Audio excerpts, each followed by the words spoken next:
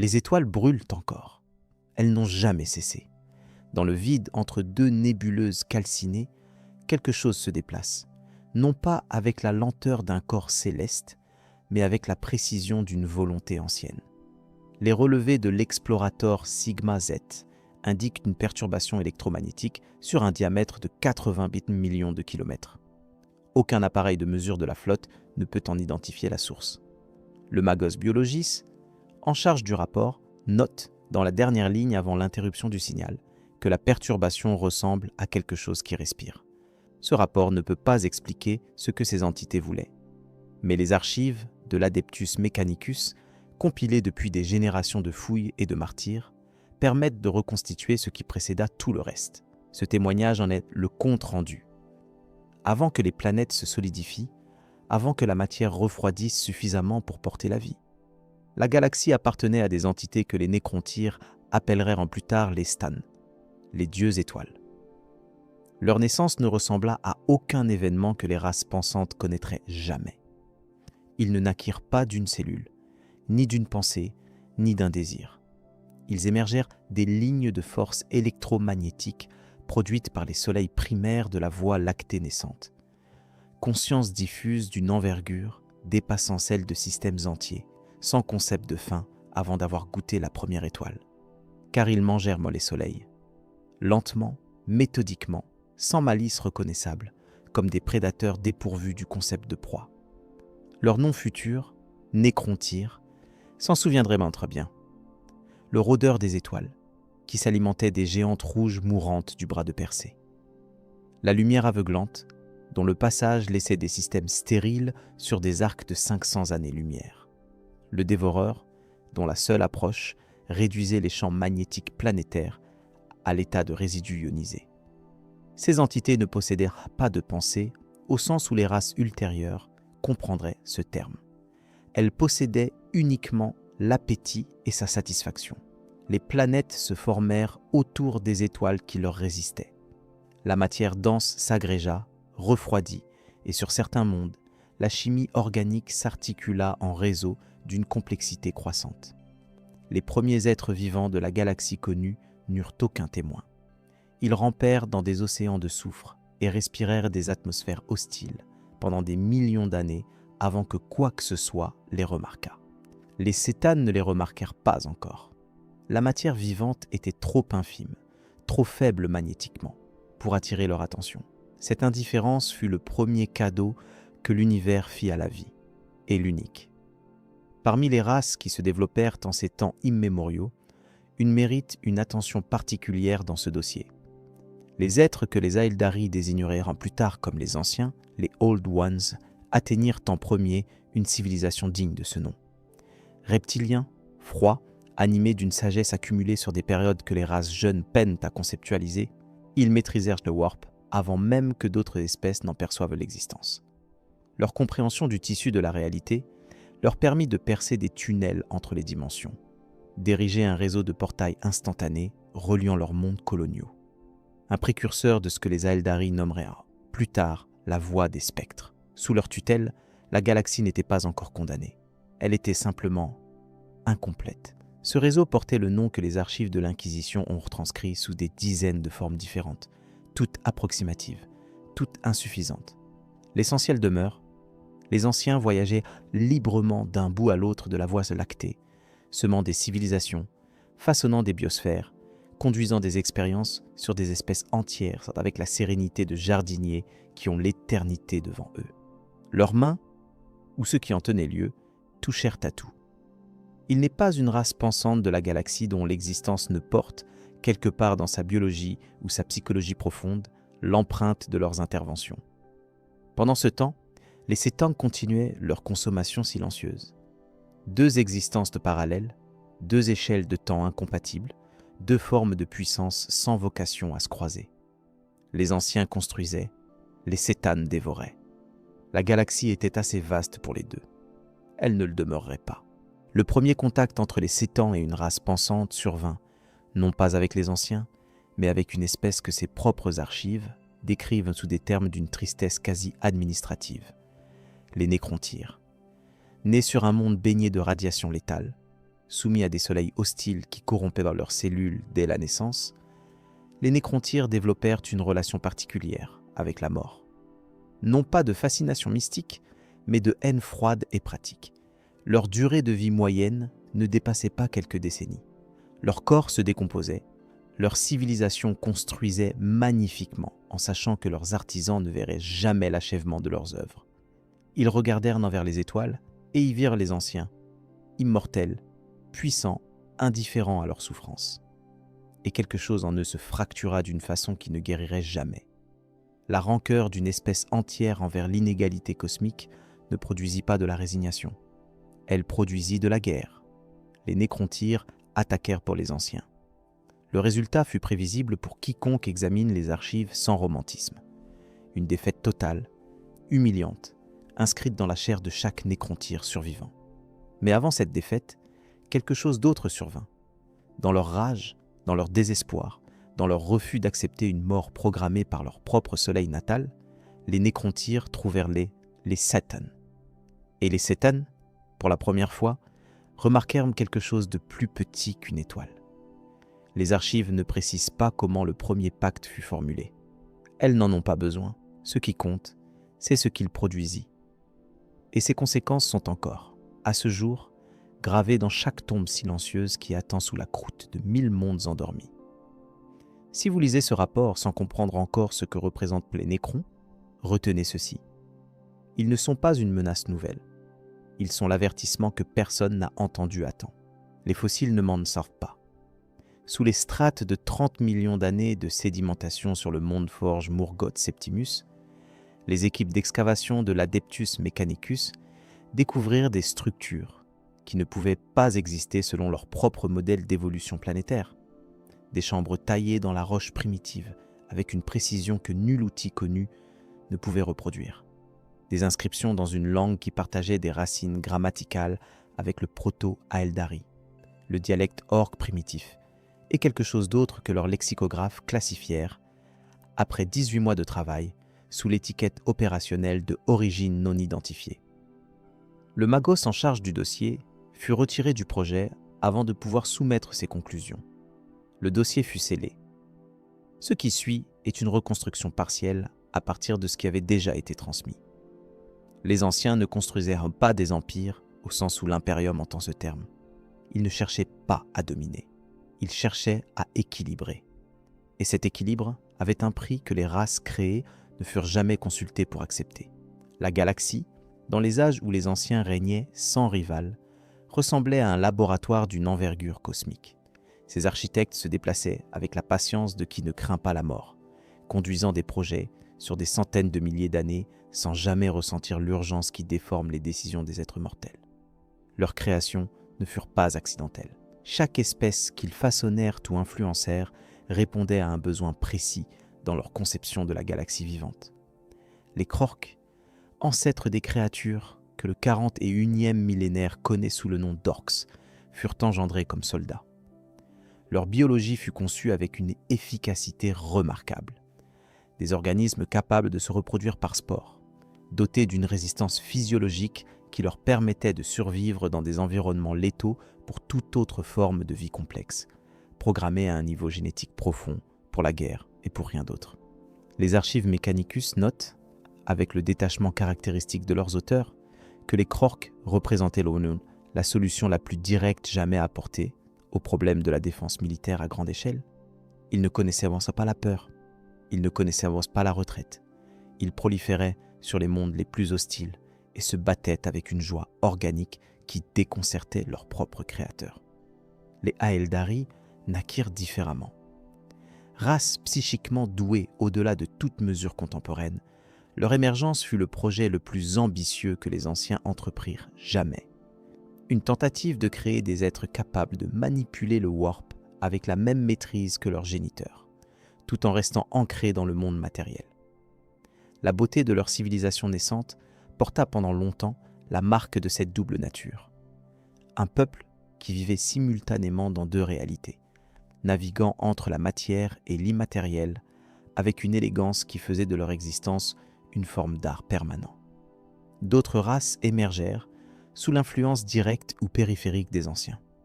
Certaines furent façonnées, d'autres simplement guidées, d'autres encore observées de loin, laissées à se développer sans intervention directe, comme des cultures dans une boîte de pétri cosmique dont les résultats présentaient un intérêt théorique.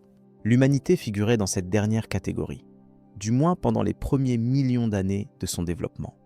Les archives inquisitoriales, dans les sections auxquelles seuls les inquisiteurs de rang Xenos Majori ont accès, suggèrent que l'intervention des anciens dans la biologie humaine fut plus tardive et plus discrète que pour les autres races majeures. Plus discrète ne signifie pas inexistante. Les psychés humains, leur potentiel au sein du warp, la configuration particulière de leur âme collective. Rien de cela ne semble être un accident de l'évolution non assistée. Mais ces dossiers demeurent incomplets, et ce rapport n'a pas vocation à spéculer au-delà de ce que les témoignages compilés permettent d'établir. Ce qui peut être établi avec certitude, c'est l'état de la galaxie pendant ce qu'il convient d'appeler l'âge des anciens. Un écosystème cosmique imparfait, mais fonctionnel, maintenu en équilibre par une race d'immortels dont la sagesse était réelle, même si leur omniscience était limitée. Ils ne virent pas venir ce qui allait les détruire. Ou peut-être le virent-ils et jugèrent qu'ils pouvaient encore l'arrêter. Cette erreur de calcul, sur une civilisation aussi ancienne et aussi puissante, mérite réflexion. Le rapport du Magos Biologie Orvantas, compilé 3 siècles avant sa disparition sur le monde tombeau de Solemnas, pose la question en ces termes, librement reconstituée depuis ces fragments récupérés. Comment une espèce capable de créer des races entières pour la guerre peut-elle ne pas avoir prévu la guerre que ces races lui feraient? La réponse, probablement, est qu'ils l'avaient prévue, qu'ils avaient construit des contre-mesures, que les contre-mesures se révélèrent insuffisantes face à une variable qu'aucun modèle ne pouvait intégrer. Le désespoir d'un peuple qui n'avait jamais connu autre chose que la souffrance, et qui avait trouvé des alliés prêts à transformer cette souffrance en immortalité de métal. Car les Nécrontyres avaient conclu leur pacte avec les Cétans. Et les Cétanes avaient commencé à expliquer ce qu'ils voulaient en échange. Ce qu'ils voulaient, c'était de la chair. Pas pour se nourrir, leur repas était stellaire, d'une autre échelle entièrement. Ce qu'ils voulaient, c'était des corps, des formes que la matière solide pouvait prendre, des enveloppes qui leur permettraient d'agir dans le monde physique avec une précision que leur nature dispersée et électromagnétique leur refusait. Les Nécrontyres avaient les ingénieurs pour construire ces corps. Ils avaient des connaissances métallurgiques accumulées sur des générations de guerres contre leur propre environnement hostile. Ils avaient la motivation, car en échange de leurs services, les Cétans leur offraient ce qu'ils avaient toujours voulu, l'immortalité, la fin de la souffrance, la victoire sur la mort que leur soleil leur imposait depuis leur naissance. Ce que les Nécrontyres ne comprirent pas ou refusèrent de comprendre, c'est qu'aucune de ces promesses n'incluait le fait de rester ce qu'ils étaient. La transformation qui les attendait préserverait leur mémoire, leur structure cognitive, leur hiérarchie sociale. Elle ne préserverait pas leur chaleur, leurs rêves, le bruit que fait une respiration dans un espace confiné la nuit. Ces choses-là disparaîtraient avec la chair. Le transfert fut collectif. Planète après planète, les Nécrontyres acceptèrent de se coucher dans les machines de biotransfert que leurs ingénieurs avaient construites sous la direction des Cétans. Leurs corps organiques furent désintégrés avec soin. Leurs essences furent captées, compressées, inscrites dans des matrices métalliques d'une complexité vertigineuse. Ils se réveillèrent dans des coques d'un métal vivant que leurs descendants appellent le nécrodermis, capable de se réparer, d'absorber les dommages, de fonctionner dans des vides absolus et sous des températures létales pour tout organisme carboné. La douleur avait disparu, l'espoir aussi. Certains refusèrent la transformation. Les archives Nécron, conservées par les dynasties les plus anciennes, font référence à des groupes dissidents, à des révoltes qui furent matées avant que leur ampleur ne menace le projet collectif. Ces récalcitrants disparurent de l'histoire Nécron sans laisser de traces. Ce rapport ne peut pas établir ce qu'il advint d'eux. Leur absence dans les données disponibles est elle-même une forme de témoignage. Les anciens, qui observèrent depuis leur réseau de portails, comprirent trop tard ce qu'ils contemplaient. Ce n'était plus une guerre de civilisation. C'était une extinction en marche, et les soldats qu'ils avaient créés pour les défendre allaient être leur premier problème. Le rapport de l'explorator Maecius Vret, transmis depuis le bord oriental de la couronne de feu 11 siècles avant la destruction de sa flotte, décrit ce qu'il nomme une anomalie architecturale d'origine inconnue. Des structures planétaires dont la géologie a été remodelée à une échelle qui dépasse toute ingénierie connue. Comme si quelque chose avait utilisé la tectonique d'un monde entier comme un outil de façonnage. Les formations ne ressemblent à rien de ce que les bases de données du Mechanicus répertorient. Maesius Wreth émet l'hypothèse d'une arme. Cette hypothèse était plus exacte qu'il ne le savait. Ce que les chroniques compilées depuis des centaines de sources fragmentées désignent sous le terme de guerre céleste ne fut pas une guerre au sens ordinaire de ce terme. Ce fut une destruction méthodique. Les nécrontyres transformés, désormais les nécrons, formèrent leur légion sous la bannière des Cétanes et s'avancèrent contre les anciens avec une puissance que ces derniers n'avaient pas prévue. La guerre qui s'ensuivit dura des millions d'années et embrasa des secteurs entiers de la galaxie. Ces cicatrices sont encore lisibles dans la géologie de certains mondes. Des planètes dont la croûte porte les marques de bombardement de précision, capables de stériliser une biosphère en moins d'1 heure standard. Les anciens se battirent. Leur création, les Krork et les Aeldari naissants, combattirent à leur côté avec une férocité qui constitua la seule variable imprévue par les Cétanes dans leurs calculs. Les Krork en particulier transformèrent chaque défaite en ralentissement, chaque monde perdu en champ de bataille supplémentaire, multipliant leurs effectifs par sport sur les mêmes territoires que les Nécrons cherchaient à consolider. La guerre d'usure n'était pas une tactique que les Cétanes avaient anticipée. Elle ne changea pas l'issue finale, mais elle l'étira sur une durée qui permit aux anciens de conduire quelque chose d'essentiel, des expériences. Les archives inquisitoriales classifient sous le terme générique « projet des jeunes races » l'ensemble des interventions que les anciens conduisirent pendant la guerre céleste pour renforcer les espèces psychiquement douées contre la menace nécron. L'amplification des capacités du warp chez les Aeldari et dans les lignées humaines primitives remonte à cette période. Les anciens comprenaient que leur propre extinction était probable. Ils cherchaient à lui survivre par procuration, en laissant derrière eux des races suffisamment capables pour résister à ce qu'ils ne pouvaient plus arrêter eux-mêmes. Ce faisant, ils créèrent un problème différent, d'une lenteur et d'une magnitude qu'aucun d'entre eux ne vécut assez longtemps pour mesurer. Le warp n'était pas alors ce qu'il est aujourd'hui. Dans les données récupérées par les psykers de haut rang de l'Inquisition qui ont survécu à leur propre contact avec les archives Aeldari, il apparaît que le warp des temps anciens était une dimension d'énergie psychique relativement calme, une mer profonde plutôt qu'une tempête. Des entités y existaient, formées depuis toujours par les émotions diffuses des êtres vivants qui avaient précédé les races pensantes. Mais ces entités manquaient encore de la masse critique de conscience pour devenir ce qu'elles allaient devenir. L'augmentation délibérée des capacités psychiques des jeunes races alimenta le warp. Plus les Aeldari développaient leur puissance, plus leurs émotions, leurs joies, leurs douleurs, leurs désirs, leurs guerres se déversaient dans la dimension parallèle et nourrissaient des entités qui commençaient à gagner en cohérence. Les anciens, occupés par leur propre survie, ne surveillèrent pas suffisamment ce processus. Ou peut-être savaient-ils et jugèrent-ils que le risque à long terme valait mieux que la certitude de la défaite immédiate face aux Nécrons. Les Cétanes, de leur côté, avaient leur propre problème avec le warp. Ces entités de matière vivante et d'énergie électromagnétique ne possédaient pas d'âme au sens psychique du terme. Le warp les ignorait. Cette absence de présence dans la dimension spirituelle constitua, étrangement, leur unique vulnérabilité, car les armes forgées dans le warp par les anciens et leurs alliés pouvaient affecter les enveloppes matérielles des Cétanes d'une façon que la simple force physique ne pouvait pas reproduire. La guerre continua. Les anciens reculèrent. Monde après monde, leurs colonies furent rasées ou capturées.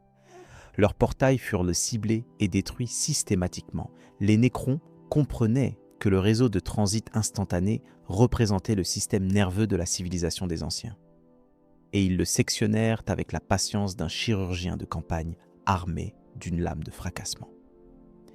La désintégration progressive du réseau de portails isola les colonies des anciens les unes des autres, transformant une civilisation galactique en archipel de résistance locale. Ce qui mit fin aux anciens n'est pas entièrement documenté. Les archives disponibles divergent sur les détails, Certaines sources à Eldari parlent d'un dernier repli vers des dimensions extérieures à la galaxie connue. D'autres suggèrent une extinction sur leur dernier bastion. Ce qui peut être établi avec certitude, c'est qu'à un moment précis, que les chronologies approximatives situent à 60 millions d'années environ avant le 41e millénaire, les anciens cessèrent d'agir sur la scène galactique. Qu'ils soient morts ou partis ailleurs, le résultat pratique fut identique. La galaxie appartint aux Nécrons. Ce fut bref. Car les Citanes, ayant obtenu ce qu'ils voulaient, des corps, une présence physique, la victoire, commencèrent à se regarder les uns les autres, avec l'appétit qu'ils avaient toujours appliqué aux étoiles. Les Nécrons, observant leur maître depuis leur légion immobile, comprirent enfin la nature du marché qu'ils avaient conclu. Ils avaient livré leur chair pour obtenir l'immortalité.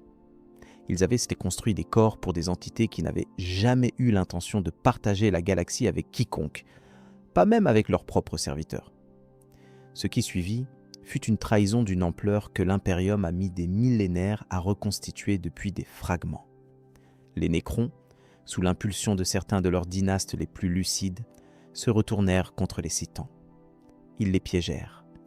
Ils les fragmentèrent, brisant la conscience de chaque dieu étoile en éclats plus petits, des tessons de puissance réduite que leur technologie pouvait contenir dans des réceptacles dimensionnels. Ces fragments, que les documents de l'Adeptus Mechanicus nomment sous des dizaines de désignations différentes, représentaient encore une force considérable. Mais ils n'étaient plus des dieux. Ils étaient des outils, les Nécrons victorieux, épuisés par une guerre de millions d'années, se retirèrent dans leur monde tombeau.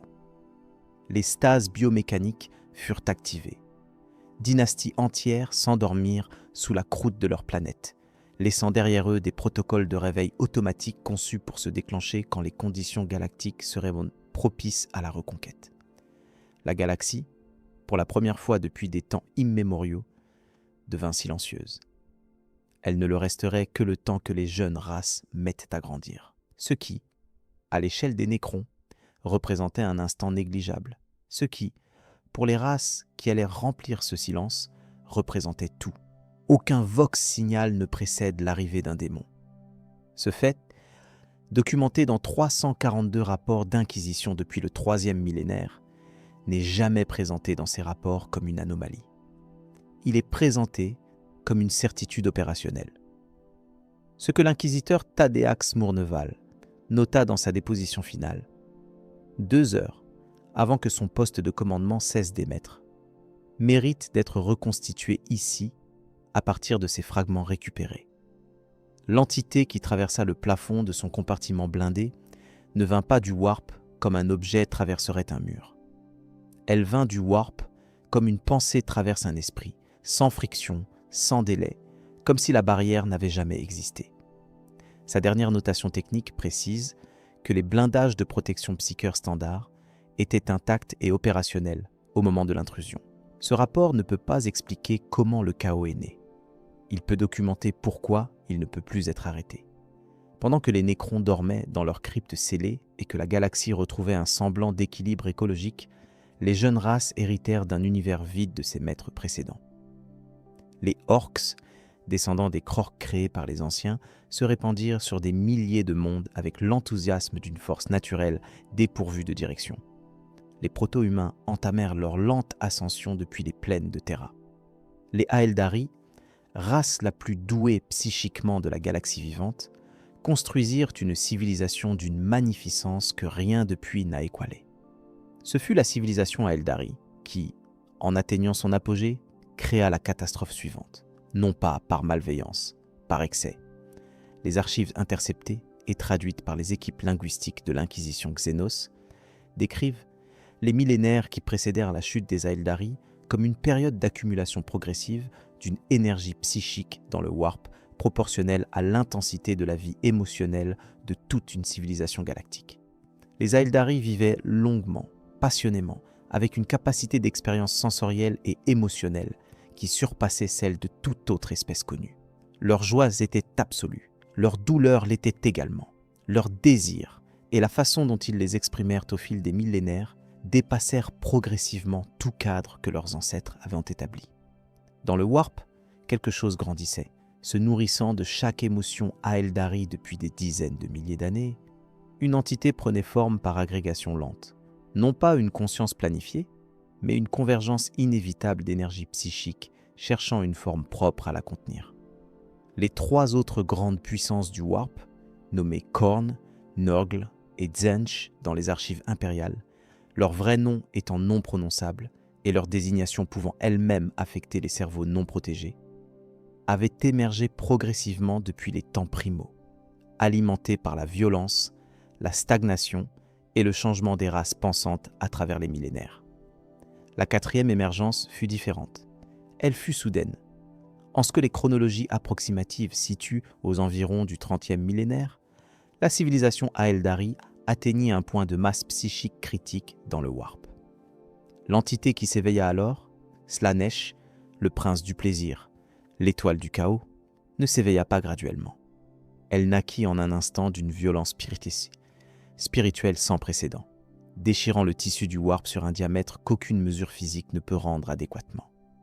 L'onde de choc psychique traversa les millions d'Aeldari qui n'étaient pas protégés par les rituels de fermeture de l'âme en temps réel. Leurs essences furent dévorées avant que leur corps ait le temps de tomber. La chute des Aeldari ne prit pas des années, elle prit des heures. Les survivants furent ceux qui se trouvaient sur des vaisseaux-mondes isolés du Warp par leur technologie protectrice, ceux qui vivaient dans les tunnels de la voie des spectres, à l'abri de la catastrophe, et quelques groupes isolés qui, pour des raisons diverses, avaient choisi de s'éloigner de la civilisation principale avant son effondrement. Ce qui avait été la race dominante de la galaxie vivante se réduisit en quelques heures à une poignée de communautés nomades portant le deuil de tout ce qu'elles avaient connu. À l'endroit même où le cœur de la civilisation Aeldari avait battu, le Warp perça la réalité. L'œil de la terreur, cette cicatrice permanente dans le tissu de l'espace réel, cette fente par laquelle le royaume du chaos s'écoule continuellement dans la galaxie physique, naquit là où l'empire Aeldari avait été le plus dense, le plus brillant, le plus excessif. Sa masse représente aujourd'hui une région de plusieurs milliers d'années-lumière de diamètre dans laquelle les lois de la physique sont remplacées par la volonté des puissances du chaos. Ce que la naissance de Slaanesh produisit, en dehors de la destruction immédiate des Aeldari, mérite attention dans ce rapport. L'éveil d'une quatrième puissance du chaos réorganisa l'ensemble de l'immatérium. Les tempêtes Warp, qui avaient rendu le voyage interstellaire hasardeux, depuis des millénaires, mais praticable, se déchaînèrent en une période que les histoires humaines appellent l'âge des ténèbres. Des siècles durant lesquels les routes Kharon de navigation étaient impossibles à calculer et les flottes se perdèrent dans des abîmes sans retour. L'humanité, qui avait entre-temps développé une civilisation galactique rudimentaire, fut coupée de ses propres colonies. Les mondes humains, dispersés sur des milliers d'années-lumière, se retrouvèrent seuls. Les routes commerciales cessèrent. Les communications s'éteignirent. Des planètes entières qui dépendaient des échanges interstellaires pour leur nourriture ou leurs ressources mourèrent en quelques générations. Dans le Warp, les quatre puissances régnaient sans contrainte. Leurs démons, créatures nées de leur substance même, se déversaient à travers les brèches dans la réalité avec une facilité croissante. Des cultes humains prospéraient dans l'obscurité, abandonnés par toute autorité centrale. Sur Terra elle-même, des seigneurs de guerre se partageaient les continents et s'entretuaient pour des ressources qui s'épuisaient. La galaxie, à ce stade, n'avait plus de protecteurs. Les anciens étaient partis. Les Aeldari étaient brisés. Les Nécrons dormaient. L'humanité saignait dans l'obscurité. Ce fut dans cette obscurité qu'un être qui dormait depuis des millénaires décida de se réveiller. Cela aussi avait été planifié, ou du moins, c'est ce que les archives ecclésiastiques veulent que leurs lecteurs croient. Ce rapport ne tranche pas cette question théologique. Il se contente d'enregistrer ce qui suivit. Le témoignage du confesseur Orven, transcrit pendant les 3 jours qui précédèrent ta mort par vieillesse accélérée sur le monde de pèlerinage de Sanctus Reach, débute par une phrase que ses scribes copièrent sans la comprendre. Il était là avant que nous ayons besoin de lui. Ces 5 mots contiennent plus de théologie implicite que les 60 volumes du Codex Imperialis. Ils contiennent aussi plus d'honnêteté que la quasi-totalité de l'historiographie officielle de l'impérium. Car l'être qui deviendrait l'empereur n'arriva pas au bon moment par hasard. Il façonna le moment pour qu'il soit le bon. Ce dossier ne peut pas établir avec certitude si cela constitue de la grandeur ou de la manipulation. Ces deux termes décrivent peut-être le même phénomène. L'être né dans un village de pêcheurs d'Anatolie, en ce que les calendriers pré-impériaux situent aux alentours de 8 millénaires avant notre ère, n'était pas humain dans le sens que ce terme prendrait plus tard. Sa biologie était humaine. Sa durée de vie ne l'était pas. Les théories que les inquisiteurs d'obédience d'Orient avancent, selon lesquelles il représentait la convergence de l'énergie psychique de milliers de chamans et de mystiques humains qui s'étaient délibérément sacrifiés pour créer un être capable de résister aux puissances du chaos, ne peuvent être ni confirmés ni infirmés à partir des sources disponibles. Ce qui peut être dit, c'est qu'il survécut à des millénaires en dormant, en se réveillant, en observant les civilisations humaines croître et s'effondrer, en accumulant une compréhension de l'histoire de son espèce sans jamais y prendre part ouvertement avant d'avoir calculé que le moment était venu. Ce moment arriva après la chute des Aeldari, quand l'âge des ténèbres commença à s'atténuer. Les tempêtes warp s'apaisèrent graduellement, les théories divergent sur pourquoi, et les routes de navigation redevinrent suffisamment stables pour qu'une nouvelle ère d'exploration soit praticable. L'âge d'or technologique qui précéda la chute des Aeldari avait laissé sur des milliers de mondes des populations humaines isolées, des technologies oubliées, des machines intelligentes, les Men of Iron, dont certaines avaient survécu au siècle d'isolement et gardaient intactes des données sur l'ingénierie et la navigation. L'empereur sortit de l'ombre sur Terra au 30e millénaire avec une vision et les moyens de la réaliser. Il unifia d'abord la planète natale de l'humanité, non pas en une génération, mais en moins d'un siècle de campagne que les chroniques militaires impériales décrivent avec une précision statistique impressionnante et une absence totale de ce que ces campagnes impliquèrent pour les populations concernées. Des seigneurs de guerre qui refusaient de se soumettre furent défaits. Des tribus qui acceptaient d'intégrer la structure émergente furent absorbées. Le processus n'était pas négociation. C'était la mise en forme d'une planète par une volonté qui avait eu 10 000 ans pour décider comment s'y prendre. De Terra, l'empereur lança sa vision sur les étoiles. La Grande Croisade commença formellement au début du 30e millénaire, une campagne de reconquête et d'expansion sans précédent dans l'histoire humaine, destinée à réunifier sous une bannière unique les milliers de mondes que l'humanité avait colonisés, puis perdus de vue pendant les siècles d'obscurité. Pour mener cette entreprise, l'empereur créa les Astartes, les Space Marines. Le processus de création des Space Marines dépasse les capacités de documentation de ce rapport. Ce que les archives génétiques de l'apothicaire permettent d'établir, c'est que leur existence reposait sur deux piliers, les implants organiques et les modifications génétiques qui transformaient un humain normal en un combattant capable de survie dans des conditions létales pour tout autre organisme. Et le lien avec les primarchés vint être d'une puissance extraordinaire que l'empereur avait lui-même créé comme fils génétique et commandant suprême de ses légions. Les primarques furent créés dans des laboratoires génotechnologiques au fond du palais impérial. Ils furent, avant leur achèvement, dispersés dans la galaxie par une force que les documents officiels attribuent au chaos. Une intrusion warp qui dispersa les capsules de gestation à travers des milliers d'années-lumière. L'empereur savait que cela se produirait. Du moins, c'est ce que les hagiographies affirment. Ce rapport enregistre la dissonance entre cette affirmation et le fait que 20 de ses créations les plus importantes se retrouvèrent éparpillées sans contrôle sur des mondes qu'ils ne dominaient pas encore. Les primarques grandirent dans l'isolement, chacun façonné par son monde d'adoption d'une façon que leur génétique n'avait pas anticipée. Ils devinrent des êtres hybrides, mi-conception de l'empereur, mi-produit de leur environnement d'élevage. Certains grandirent sur des mondes nobles et justes, d'autres sur des mondes brisés et cruels. Ces environnements laissèrent des marques. Quand l'empereur les retrouva, un à un, au fil des décennies de la croisade, il retrouva 20 individus qui partageaient sa génétique, mais pas nécessairement sa vision. Il leur confia néanmoins ses légions. Peut-être parce qu'il n'avait pas le choix.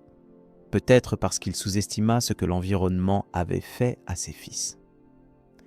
La grande croisade qui s'ensuivit fut, pendant 2 siècles, le projet le plus ambitieux jamais entrepris par l'humanité.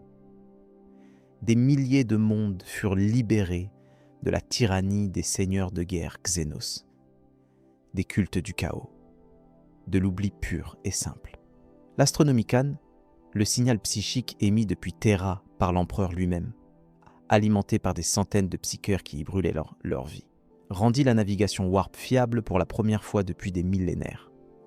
Des orques-empires furent démembrés, des enclaves de l'Aeldari en déclin furent contournées ou neutralisées, des technologies de l'âge d'or furent récupérées et incorporées dans la structure croissante de l'Imperium. L'humanité ne s'était jamais étendue aussi vite ni aussi loin. Pour ceux qui vécurent ces siècles, et peu d'entre eux survécurent suffisamment longtemps pour en mesurer l'arc, c'était une période d'expansion qui ressemblait à une victoire. Ce qu'ils ne pouvaient pas voir depuis leur position dans le présent, c'est que chaque pas en avant rapprochait les 20 légions de la trahison la plus dévastatrice de l'histoire humaine. Partie 6. L'âge des ténèbres. Ce que le missionnaire palatine Séphrin nota dans son journal personnel, retrouvé scellé sous 30 mètres de décombres sur le monde de Colchis 1600 ans après sa rédaction, ne figure dans aucun recueil officiel de l'ecclésiarchie. Ces mots, reconstitués depuis un parcheminoïde partiellement calciné, décrivent une visite faite à des anciens de sa communauté, des êtres qui avaient survécu à l'âge des ténèbres dans des villes souterraines creusées sous les déserts. Ce qu'ils lui dirent se résume, dans sa reconstitution la plus fidèle, à ceci. Il y avait des choses dans le ciel nocturne pendant les mauvaises nuits. Pas des étoiles. Des choses qui se déplaçaient, qui regardaient vers le bas, qui attendaient que quelqu'un sorte seul dans l'obscurité. Ce rapport utilise le terme « âge des ténèbres » pour désigner la période allant approximativement de la chute des Aeldari jusqu'à la montée en puissance de l'empereur sur Terra. Sa durée est difficile à établir précisément. Plusieurs millénaires, peut-être davantage selon les régions galactiques concernées. Ces caractéristiques, elles, sont documentées avec une cohérence troublante à travers des milliers de sources indépendantes. L'effondrement ne fut pas uniforme. Il ne l'est jamais. Sur certains mondes humains, les tempêtes warp consécutives à la chute des Aeldari durèrent quelques décennies avant de s'atténuer suffisamment pour que la vie reprenne une forme reconnaissable. Sur d'autres, les mondes situés à proximité de ce qui allait devenir l'œil de la terreur ou de nexus psychiques mal compris, les tempêtes ne s'atténuèrent jamais complètement. Ces mondes devinrent des zones d'exclusion permanente, des endroits où les équipages de navires ayant la malchance de s'approcher trop près témoignaient d'aberrations que leur cerveau non entraîné ne pouvait pas cartographier correctement. L'âge des ténèbres fut, pour la quasi-totalité des mondes humains, une période d'amnésie forcée. Les technologies de l'âge d'or, les machines intelligentes, les moteurs à réaction warp de précision, les systèmes de communication instantanée furent perdus non pas par destruction, mais par l'impossibilité de les maintenir sans la chaîne logistique interstellaire qui les avait produites. Des générateurs qui nécessitaient des pièces fabriquées sur des mondes forges distants tombèrent en panne irréparable. Des bases de données qui stockaient des millénaires de savoir scientifique furent perdues quand les supports énergétiques qui les alimentaient se déchargèrent définitivement. Des bibliothèques brûlèrent. Des langues moururent avec leurs derniers locuteurs. La régression ne fut pas linéaire. Sur certains mondes, elle s'étala sur des siècles, le niveau technologique descendant par paliers à mesure que des composants critiques devenaient irremplaçables. Sur d'autres, elle fut catastrophique et rapide. Un monde agricole, qui dépendait de l'irrigation automatisée et perdait ses moteurs de pompage, redevenait une société de subsistance en une génération. Les archives inquisitoriales contiennent des données démographiques partielles sur environ 300 000 mondes pour cette période. Les chiffres de mortalité globaux, ceux qui peuvent être reconstitués, représentent des niveaux d'extinction que les analystes de l'Adeptus Terra refusent généralement de présenter directement, les exprimant à la place comme des pourcentages de population de pré-chute. Ces pourcentages, pour les mondes les plus touchés, dépassent 90%. Les survivants s'adaptèrent. L'humanité est, parmi ses nombreuses caractéristiques, remarquablement résistante à sa propre destruction. Des communautés souterraines émergèrent sur des mondes dont la surface était devenue inhabitable. des théocraties se formèrent autour de la préservation de fragments de technologies incomprises, traités comme des reliques sacrées par des populations qui avaient oublié comment elles fonctionnaient, mais se souvenaient qu'elles étaient importantes. Des féodalismes militaires protégèrent des populations agricoles contre des bandes de prédateurs, dans des zones qui n'avaient plus de gouvernement central depuis des générations. Ce que ces adaptations produisirent, uniformément, c'est la croyance, dans l'obscurité, sans explication rationnelle pour les phénomènes warp qui affectèrent leur vie quotidienne. Les populations humaines développèrent des mythologies de survie. Certaines de ces mythologies vénéraient des entités du chaos sans le savoir, les nommeraient différemment, leur donneraient des visages locaux, mais les nourrissaient de dévotion et de sacrifice. D'autres développèrent des cultes dédiés à des figures humaines de puissance, des seigneurs de guerre locaux qui protégèrent leur communauté et accumulaient ainsi un capital symbolique qui dépassait largement leur pouvoir réel. Les orques profitèrent de ce vide. Sans les légions des anciens pour les canaliser, sans l'impérium naissant pour les contenir, les tribus orques se répandirent sur des centaines de mondes abandonnés avec l'efficacité d'un phénomène naturel. Leur culture de guerre innée, leur biologie autosuffisante et leur absence totale de dépendance aux réseaux commerciaux interstellaires en faisaient la race la mieux adaptée à l'âge des ténèbres.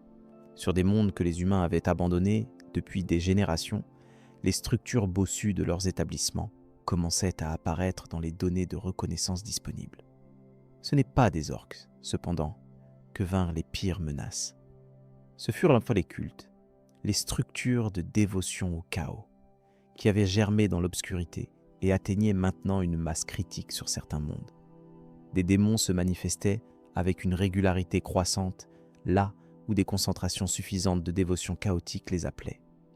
Des armées entières furent corrompues. Des planètes entières basculèrent dans une adoration ouverte des puissances de la ruine. Ces mondes ne furent pas libérés. Pas encore. Il n'existait pas encore de force capable de les libérer. Ils brûlaient dans leur propre nuit et personne ne regardait. C'est la texture de l'âge des ténèbres que ce rapport essaie de rendre, non pas une époque de destruction spectaculaire, mais une érosion continue, une accumulation de petites défaites, de petites morts, de petits abandons. La grandeur de l'impérium qui viendrait après ne peut être comprise sans comprendre ce qu'il trouva quand il commença sa reconquête. Non pas des peuples qui attendaient d'être sauvés, mais des peuples qui avaient appris à survivre sans attendre de l'être et qui regardèrent les légions dorées du 31e millénaire avec une méfiance parfaitement légitime, nourrie par des millénaires d'abandon successifs. La Grande Croisade ne fut pas une libération sans ambiguïté. Ce fut la substitution d'une tyrannie locale, dans la plupart des cas par une tyrannie galactique plus efficace et mieux armée. Que cette substitution représente globalement un progrès, ou non, est une question que ce rapport laisse à ceux qui ont le luxe de ne pas vivre ses conséquences. Dans les archives de la chambre de vigile du palais impérial, les salles où les chevaliers du trône effectuent leur relève auprès du trône d'or depuis 10 000 ans, il existe un document qui ne figure dans aucun catalogue officiel. Sa date d'entrée dans les archives est antérieure à l'établissement du système de catalogage lui-même. Son auteur est désigné par une séquence alphanumérique sans nom associé. Son contenu, dans les parties que l'Inquisition a laissé subsister, décrit le moment exact où l'être qui deviendrait l'empereur décida que le moment était venu. Non pas comme une révélation, comme un calcul achevé. Ce rapport enregistre ce moment sans prétendre l'expliquer entièrement. Il avait observé pendant des millénaires. Depuis les collines de l'Anatolie primitive jusqu'aux ruines de civilisations qui s'étaient crues éternelles, il avait veillé, accumulé, patienté. Sa longévité n'était pas passive. Les archives, fragmentaires, suggèrent une présence active dans des dizaines de moments charnières de l'histoire humaine, toujours en retrait, toujours partielle, jamais assez centrale pour attirer une attention qui aurait compromis sa sécurité à long terme. Ce qu'il attendait, selon les reconstructions théoriques des historiens de l'Inquisition, était une confluence de conditions, une humanité suffisamment dispersée pour nécessiter une unification centrale, un warp suffisamment instable pour rendre cette unification urgente, une technologie suffisamment avancée pour permettre la création des outils dont il aurait besoin. La chute des Aeldari avait fourni l'instabilité. Les siècles d'obscurité avait fourni la dispersion. Ce qui restait à construire, c'étaient les outils. Les primarques furent la première pièce essentielle. 20 êtres engendrés dans des creusets génotechnologiques que nulle science contemporaine ne peut reproduire. Façonnés à partir de sa propre essence psychique et biologique, destinés à devenir les commandants de ses légions et les piliers de son empire. Leur création précéda la Grande Croisade de plusieurs décennies. Ils furent élaborés dans le secret le plus absolu, à une époque où Terra était encore divisée entre factions concurrentes et où même la survie de leur laboratoire ne pouvait être garantie. Puis vint leur dispersion. L'intrusion warp qui les dispersa à travers la galaxie avant leur achèvement fut, selon les sources ecclésiastiques, un acte délibéré du chaos cherchant à détruire le projet de l'empereur dans son enfance. Les sources alternatives, moins officielles, moins sûres, suggèrent que la dispersion répondait à une logique interne que l'empereur lui-même avait prévue et incorporée dans son plan. Cette divergence théorique n'a pas été résolue. Elle ne le sera peut-être jamais. Ce qui est documenté, c'est la campagne d'unification terrestre. En moins d'un siècle, un délai remarquable pour une planète aux dimensions de Terra et à la complexité de ses factions, l'empereur réduisit les seigneurs de guerre, les théocrates armés et les empires tribaux du monde ruche à une hiérarchie administrative unique. Les méthodes employées varièrent selon les adversaires. La persuasion précéda toujours la force, mais la force suivit invariablement quand la persuasion échouait, et elle ne faillit jamais. L'une des conquêtes les plus stratégiquement importantes ne fut pas terrestre. Mars, le monde forge voisin, siège de l'Adeptus Mechanicus et de ses ressources technologiques incomparables, fut incorporé à l'Empire naissant par traité plutôt que par conquête. Le pacte de Mars est l'un des documents fondateurs de l'Imperium et l'un des plus chargés de conséquences à long terme. En échange de la reconnaissance de leur autonomie religieuse et de leur monopole sur la production technologique, les Martiens apportèrent à l'empereur leurs titans, leur légion de fer et leur connaissance de l'âge d'or partiellement préservée. Ce pacte créa la dépendance structurelle que l'Imperium n'a jamais surmontée. En laissant au Mechanicus le contrôle exclusif de la technologie avancée, l'empereur garantissait que son empire ne pourrait jamais fonctionner indépendamment d'une institution distincte avec ses propres priorités et ses propres vénérations. Les conséquences de cette décision sont encore lisibles dans chaque monde de l'Imperium du 41e millénaire. Avec Terra unifiée et Mars allié, la Grande Croisade fut déclarée. L'Astronomicon, le phare psychique dont la lumière warp permettrait aux navigateurs de tracer des routes fiables à travers la tempête, fut activé. Des flottes de reconquête furent assemblées. Les Space Marines des 20 légions, recrutés sur Terra et sur les premiers mondes libérés, reçurent leurs équipements, leurs doctrines et les premières versions de leur code de combat. L'empereur quitta Terra à la tête de ses armées. Il ne devait jamais y revenir de son plein gré.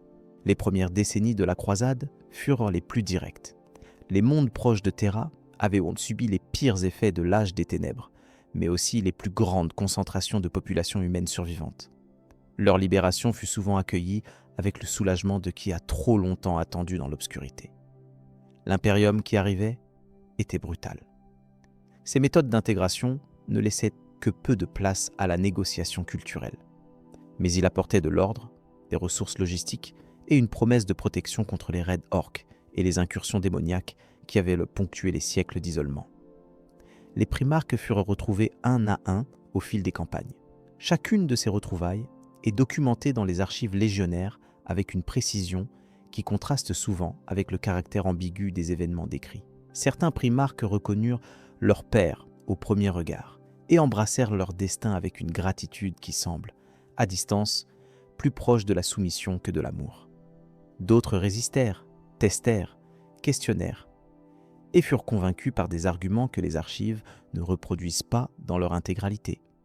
Ce que chacun d'eux apporta à la croisade dépassa largement ce que l'empereur avait prévu en termes de vitesse et d'efficacité. Des systèmes entiers furent soumis en des semaines, là où les projections initiales comptaient des années.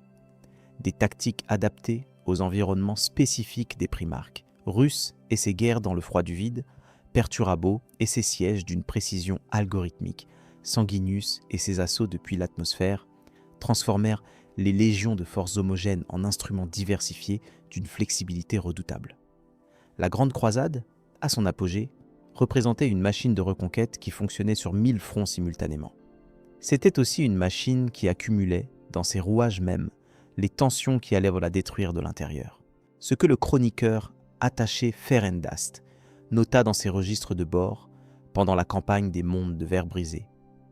Campagne de 8 ans au cours de laquelle la 17e expédition croisadière libéra 83 mondes du joug d'une confédération de seigneurs de guerre orcs, peut être résumée en une observation répétée à intervalles réguliers dans ses entrées quotidiennes.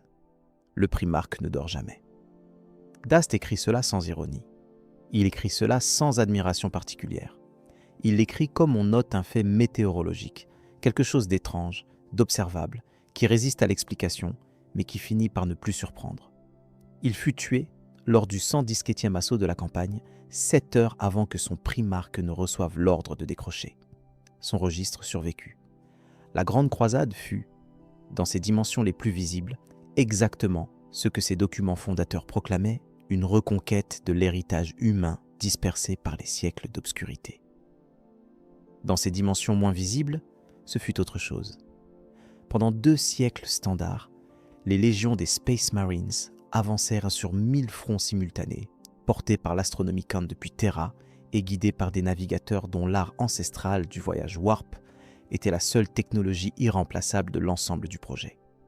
Chaque expédition croisadière composait un mélange de légionnaires Astartes, de régiments de gardes impériaux, les armées de soldats mortels qui constituaient l'écrasante majorité des forces de la croisade en termes de nombre, d'unités de titans de l'Adeptus Mechanicus et d'une bureaucratie administrative destinée à prendre en charge les mondes libérés avant de passer au suivant. La logistique de cette opération dépasse, en termes de complexité, tout ce que les archives de l'administratum impérial conservent depuis lors. Alimenter, équiper et déplacer des forces capables de mener des campagnes sur des dizaines de milliers de mondes en parallèle requit la création de chaînes d'approvisionnement dont certaines s'étiraient sur des centaines d'années-lumière. Des planètes entières furent restructurées pour servir de nœuds logistiques. Des flottilles de transport dont certaines n'atteignaient jamais leur port d'attache pendant des années se croisaient dans les couloirs Warp en flux continu. Les victoires furent réelles. Des empires orques qui avaient prospéré pendant des siècles dans le vide laissé par l'effondrement humain furent démembrés, leurs grands khans abattus, leurs villes ruches rasées. Des enclaves Eldar, restes épars d'une civilisation détruite qui maintenait une présence sur certains mondes anciens, furent négociés ou repoussés. Des poches de résistance chaotiques, là où des cultes avaient transformé des populations entières en armées de démons incarnés, furent purgés avec une efficacité qui ne laissait rien debout. Chaque monde libéré fut incorporé à la structure administrative de l'Imperium, naissant selon un processus standardisé que les archives nomment conformance. Les détails de ce processus varièrent selon les légions et les primarques impliqués. Certains, comme les ultramarines de Robout Guilliman, conduisirent des transitions soigneusement planifiées qui tenaient compte des structures sociales existantes. D'autres, comme les World Eaters d'Angron ou les Night Lords de Konrad Kurz, utilisèrent des méthodes que leurs propres archives légionnaires décrivent avec une franchise qui rend leur lecture difficile. C'est dans ces disparités de méthodes que les fractures futures devinrent lisibles pour qui cherchait à les voir. Les primarques n'étaient pas uniformes. Ils étaient 20 individus d'une puissance extraordinaire façonnés par 20 mondes différents, portant 20 conceptions différentes de ce que l'Imperium devait devenir. Certains vénéraient leur père avec une dévotion que les hagiographies ecclésiastiques présenteraient plus tard comme le modèle de la loyauté correcte. D'autres le respectaient comme un commandant supérieur, mais débattaient ouvertement de ses décisions. D'autres encore, et c'est là que les archives deviennent les plus importantes à lire attentivement, cultivèrent des doutes que les circonstances de la croisade amplifiaient plutôt que réduisaient. Horus Lupercal, désigné Faucon de l'Astre, maître des légions, fils préféré, les titres qu'il accumula au fil des décennies de la croisade témoignent de l'estime exceptionnelle dans laquelle l'empereur le tenait. Son talent tactique dépassait celui de tous ses frères dans les reconstructions postérieures de leurs experts militaires respectifs. Sa capacité à inspirer la loyauté chez ses légionnaires, chez ses frères primarques, chez les officiers mortels des flottes et des régiments qui servaient sous ses ordres était sans équivalent. L'empereur le nomma maître de guerre, un titre qui n'existait pas avant et qui ne serait pas attribué de nouveau après. Ce choix de distinction fut, peut-être, la première erreur documentable, car Horus, distingué au-dessus de ses frères, fut regardé par certains d'entre eux avec une jalousie que les archives légionnaires nient unanimement, et que le comportement documenté de plusieurs primarques dans les dernières décennies de la croisade rend difficile à nier. Perturabo, l'ingénieur perfectionniste, jamais suffisamment récompensé pour la précision de ses sièges. Lorgar, le théologien, dont la dévotion à l'empereur fut brisée quand l'empereur lui-même ordonna la destruction d'un monde qu'il avait converti à son culte.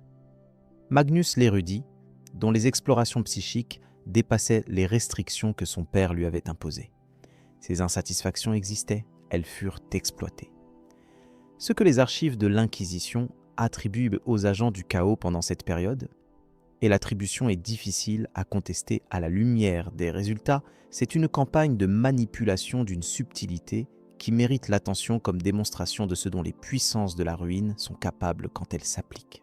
Tzeentch, en particulier, dieu de la mutation et de la planification, dont les tentacules s'étendent dans tous les fils possibles du futur, sembla avoir identifié les fissures dans la structure des 20 légions et commencé à les agrandir, patiemment, sur des décennies, par des vecteurs qui ne pouvaient être reconnus que rétrospectivement.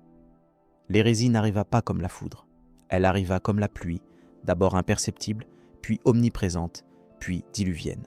L'unique rapport que le légat impérial Vortancérix soumit depuis le monde de Médusa, monde natal du primarque Ferrus Manius des Iron Hands, avant sa mort par hypothermie lors d'un déplacement non accompagné entre deux complexes administratifs, décrit les légionnaires qu'il y observa comme des machines qui se souviennent d'avoir été des hommes. Il n'entendait pas ce terme comme une métaphore. Il le comprit progressivement, au fil de son séjour de 3 semaines, comme une description littérale d'un processus en cours. La proportion de tissus organiques dans leur corps diminuait à mesure que les années de service s'accumulaient. Le légat nota cela sans jugement dans son rapport. Son jugement, il le réserva pour la ligne finale. Ces soldats ne mourront pas pour l'impérium, ils le deviendront. Les primarques furent 20. Chacun porta une légion à son image. Chacun contribua à l'édifice de la croisade d'une façon irremplaçable et laissa une marque dans la galaxie qui, sous des formes diverses, est encore lisible au 41e millénaire. Comprendre l'hérésie d'Horus, sans comprendre les primarques, revient à lire un verdict sans avoir entendu le procès. Ce rapport, contraint par ses dimensions, ne peut offrir qu'un inventaire partiel, les profils de ceux dont les trajectoires éclairent le plus directement ce qui suivit. Horus Lupercal gouvernait les Luna Wolves, rebaptisés Son of Horus en son honneur, distinction sans précédent. Né sur Ctonia, monde souterrain de mines et de gangs criminels, il porta toujours en lui quelque chose de la rationalité froide des survivants de bas étage, la capacité à voir les gens non pas comme ils se présentaient, mais comme ils étaient réellement dans leur vulnérabilité et leurs désirs cachés. Cette capacité fit de lui le plus grand meneur d'hommes de la croisade. Elle fit aussi de lui la cible la plus précieuse du chaos. Car un être capable de comprendre les hommes peut, corrompu, les manipuler avec une efficacité terrifiante. Roboute Guilliman commandait les ultramarines depuis son monde natal de Macrage, qu'il avait gouverné et restructuré en modèle de civilisation avant même d'être retrouvé par l'empereur. Son intellect était d'une autre nature que celui de Horus. Moins intuitif, plus systémique, il comprenait les empires comme des mécanismes. Son œuvre principale, le Codex Astartes, écrit après l'hérésie pour codifier la doctrine de guerre des Space Marines, est encore, 10 000 ans plus tard, le document militaire le plus étudié de l'Imperium. Magnus le Rouge commandait les Thousand Sons depuis Prospero, monde aux bibliothèques d'une richesse inégalée. Sa maîtrise des arts psychiques était absolue, peut-être la plus grande de tous les êtres vivants du 31e millénaire après l'empereur lui-même. C'était aussi son problème fondamental. Il savait trop de choses. Il était trop confiant dans sa capacité à utiliser sa connaissance sans en payer le prix. L'avertissement de Nicaea, le conclave où l'empereur interdit formellement l'usage des pouvoirs psychiques dans les légions, le visa directement. Magnus acquiesça et continua. Mortarion des Death Guard était le plus obsédé par la résistance, la sienne propre, celle de ses légionnaires, celle de l'humanité en général. Né sur Barbarus, monde empoisonné où les seigneurs sorciers du sommet des montagnes empoisonnaient les vallées habitées par les humains, il avait passé son enfance à repousser sa propre mort et à protéger des populations qui ne pouvaient survivre dans leur propre atmosphère qu'avec son aide. Sa légion fut façonnée à son image, des guerriers dont la capacité à absorber des dommages dépassait toute raison, dont la philosophie valorisait l'endurance au-delà de toute autre vertu. Nurgle, dieu de la pestilence et de l'entropie, trouva en lui un résonateur idéal. Lorgar des Wordbearers fut le premier à tomber, chronologiquement, et sa chute fut peut-être la plus tragique, parce qu'elle procédait d'un excès de dévotion plutôt que d'un excès d'ambition. Il aimait l'empereur avec la ferveur d'un mystique, convertissait les mondes à son culte, construisait des cathédrales à sa gloire. Quand l'empereur fit détruire Monarchia, le monde le plus parfait de sa dévotion, pour lui faire comprendre que le culte était interdit, quelque chose en Lorgar se brisa d'une façon qui ne se soudrait jamais. Il trouva dans le chaos ce que l'empereur lui avait refusé, des dieux qui acceptaient d'être vénérés. Alpharius et Omégon des Alpha Legion restent les plus énigmatiques des 20. Jumeaux identiques qui se présentèrent collectivement comme un seul primarque. Leur légion pratiquait le secret comme doctrine militaire fondamentale. Infiltration, désinformation, opérations sous couverture multiples. Leur véritable allégeance pendant et après l'hérésie est encore débattue dans les archives de l'Inquisition. Des théories suggèrent qu'ils choisirent dans le camp de Horus pour des raisons paradoxalement opposées aux autres traîtres. Ce rapport ne tranche pas cette question. La certitude n'est pas disponible. 18 autres primarques furent réels, chacun distinct. La moitié resta loyale, la moitié trahie. Cette division ne fut pas le résultat d'un hasard. Elle fut le produit de décennies de manipulation, d'exploitation de vulnérabilité que seuls des êtres capables d'une patience véritablement cosmique auraient pu identifier et exploiter. Les légionnaires qui combattirent sous leur bannière, des centaines de milliers d'Astartes répartis entre les 20 légions, portaient dans leur biologie même la génétique de leur primarque. Quand un primarque tombait dans la corruption, les effets se manifestaient parfois dans la psychologie collective de sa légion, avant même que les décisions de traîtrise ne soient prises. Les Blood Angels portaient la soif noire. Les Space Wolves portèrent la caresse de la louve. Les Thousand Sons portaient la mutation incontrôlable que leurs arts psychiques ne pouvaient pas toujours contenir. Ces failles ne furent pas des accidents de création. Ce rapport laisse ouverte la question de savoir si elles furent prévues par l'empereur lui-même, par le chaos qu'il observait, par les deux simultanément à des fins opposées.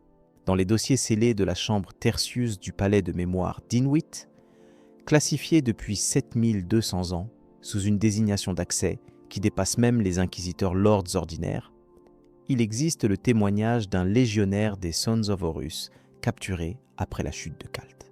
Ce témoignage fut recueilli avant l'exécution du prisonnier, conformément au protocole qui s'appliquait aux traîtres. Sa valeur n'est pas dans les informations tactiques qu'il fournit, elles étaient obsolètes au moment de la transcription. Sa valeur est dans la réponse qu'il donna à une question sur ce qu'il avait ressenti quand l'ordre de trahison fut finalement prononcé. Sa réponse, reconstituée depuis le fragment disponible, rien de nouveau. Nous attendions juste l'autorisation de le dire. L'hérésie d'Horus fut précédée d'années de conditionnement. Son déclenchement fut un événement précis. Ses conséquences durèrent 10 000 ans. Le catalyseur fut la blessure de Davin. Horus, maître de guerre, fut blessé lors d'une campagne sur le monde de Davin. Une blessure infligée par une arme que les sources qualifient de trempée dans les énergies warp. Et fut amené dans un temple de guérison locale dont les pratiques rituelles impliquaient un contact direct avec la dimension spirituelle. Ce qui se passa dans ce temple constitue l'un des moments les plus documentés et les plus contestés de l'histoire impériale. Ce qui est documenté, Horus entra dans le temple mourant. Il en ressortit guéri. Ce qui est contesté, si la chose qui en ressortit était encore entièrement Horus.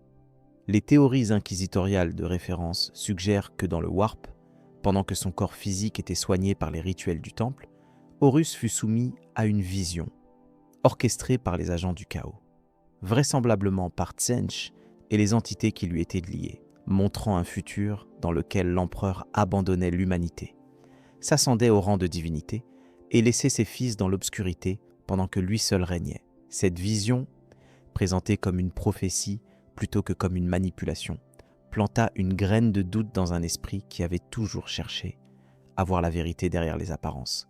Ce doute fut cultivé. Les légionnaires et officiers placés autour de Horus par les agents du chaos depuis des années travaillèrent à son amplification. Les griefs de ses frères primarques, réels, accumulés au fil de décennies, furent présentés comme des preuves supplémentaires que l'impérium de l'empereur était une trahison de la promesse originale de la croisade. Le chaos n'inventa rien. Il utilisa ce qui existait.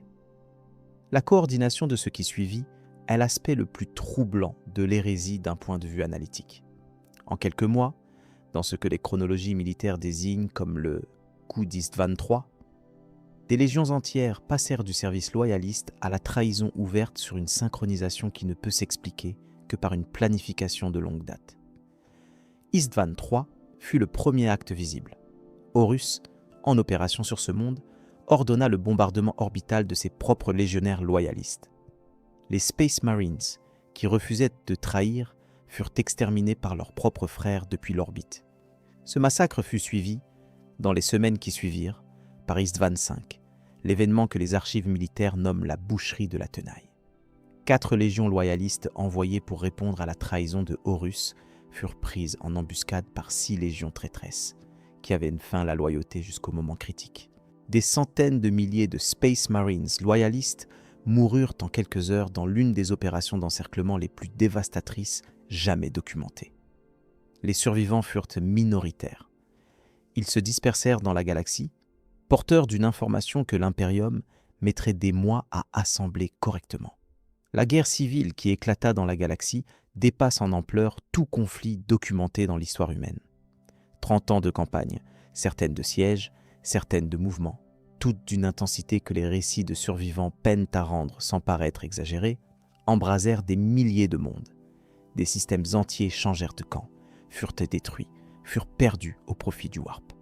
Des légions loyalistes qui se battaient sans nouvelles de Terra ne savaient pas, parfois pendant des années, si leur sacrifice avait encore un sens. Magnus le Rouge, dont la légion des Thousand Suns avait été dévastée par la punitive expédition envoyée par l'empereur lui-même sous le commandement de Leman Russ des Space Wolves, en représailles à une violation des édits de Nicaea par Magnus, qui avait projeté son esprit jusqu'à Terra pour avertir l'empereur de la trahison de Horus. Rejoignit Horus, non pas par conviction, mais par désespoir. Sa légion était détruite. Son monde natal, Prospero, était en cendres. Sa loyauté avait été punie plus sévèrement que la trahison déclarée de Horus ne l'était encore à ce stade. La logique froide de sa situation n'admettait qu'une seule conclusion viable. 30 ans après Istvan, la flotte de Horus approchait de Terra. Ce que le garde Avildar Orentias Nock nota dans son carnet personnel pendant les 87 jours du siège de Terra. Un carnet dont l'existence ne fut découverte que lors des travaux de reconstruction du palais 1100 ans plus tard. Scellé dans un conduit d'aération par la brique que son propriétaire y avait placée avant son dernier déploiement, se résume à des entrées brèves, techniques, épuisées, des coordonnées de secteurs, des estimations d'effectifs ennemis, des rations consommées. Une note sur une infiltration démoniaque dans le secteur Sigma 9, présentée avec la même économie stylistique qu'une observation météorologique. Puis, 72 heures avant la fin documentée du siège, l'entrée s'arrête au milieu d'une phrase. Le siège de Terra fut l'événement le plus dense de l'histoire humaine. Ses dimensions tactiques, spirituelles et psychiques dépassent la capacité de synthèse de tout rapport individuel. La flotte traîtresse atteignit le système solaire après avoir traversé la galaxie depuis le bord est de l'œil de la terreur naissant. Un voyage de mois au cours duquel elle absorba des renforts de dizaines de flottes rebelles et accumula une puissance de feu sans précédent. Les défenses du système solaire, construites à la hâte pendant les années où les nouvelles de l'hérésie parvenaient enfin à Terra, furent submergées en quelques semaines. Pluton tomba. Neptune fut contourné. Les forts orbitaux de Terra résistèrent plus longtemps que prévu. grâce à des garnisons de légionnaires loyalistes et de régiments de garde qui combattirent avec la conviction de qui défend la dernière chose qui reste. Puis, les murs de l'extérieur furent affranchis.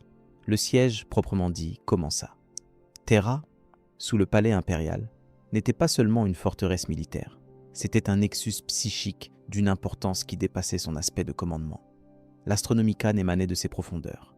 La vie de l'empereur lui-même, maintenue par sa volonté et par l'énergie des psycheurs sacrifiés, était concentrée dans la salle du trône d'or. Une brèche dans les défenses n'était pas seulement une défaite militaire, c'était une extinction potentielle de tout ce qui permettait à l'Imperium d'exister comme entité cohérente, le signal de navigation, le guide de conscience, la volonté directrice. Horus le savait, c'est pourquoi il ne chercha pas à détruire le palais, il chercha à entrer dedans. Les combats dans les tunnels sous Palacio, dans les rues de la cité sacrée, sur les remparts extérieurs couverts de cadavres superposés sur des hauteurs mesurables en mètres, ces combats furent d'une intensité que les témoignages de survivants décrivent universellement comme dépassant tout ce qu'ils avaient connu. Des démons se manifestaient au point de faiblesse créée par la concentration de violence et de mort. Des légionnaires du chaos combattaient sous des auspices directement alimentés par les puissances du Warp, leur corps renforcés au-delà de leurs limites biologiques par des pouvoirs que les légionnaires loyalistes ne pouvaient appeler qu'en termes humains. Les loyalistes résistèrent. Rogaldorn des Imperial Fist coordonnait la défense depuis les niveaux supérieurs du palais. Sanguinius des Blood Angels, dont les forces avaient réussi à rejoindre Terra en traversant les lignes traîtresses dans une campagne dont les détails demeurent partiellement classifiés, gardaient personnellement des secteurs critiques. Des régiments de la garde mortelle se battaient et mouraient dans des couloirs dont les dimensions rendaient leur courage incompréhensible à qui n'a pas vu l'étroitesse des espaces et la densité des assaillants. Au 48e jour du siège, Horus ouvrit son vaisseau flagship au niveau les plus hauts de son champ de protection, laissant Terra nue à ses capteurs pour un instant calculé. Ce geste délibéré fut lu par l'empereur pour ce qu'il était, une invitation au combat singulier. Accompagné de Sanguinius, l'empereur fut téléporté à bord du vaisseau de son fils renégat. Ce qui se passa à bord du Vengeful Spirit est documenté dans des sources dont la fiabilité varie considérablement. Ce qui est établi, Sanguinius affronta Horus seul et mourut sous ses mains. L'empereur affronta Horus et faillit également y mourir. Ses blessures furent telles que la décision fut prise, à son retour, de le placer sur le trône d'or pour maintenir sa vie par des moyens artificiels. Horus fut détruit dans ce combat, non par la mort physique seule, mais par l'utilisation de quelque chose que l'empereur porta en lui depuis sa création. Une capacité à détruire l'âme d'un être, à le couper du warp d'une façon qui ne laissa rien subsister. La mort de Horus mit fin au siège.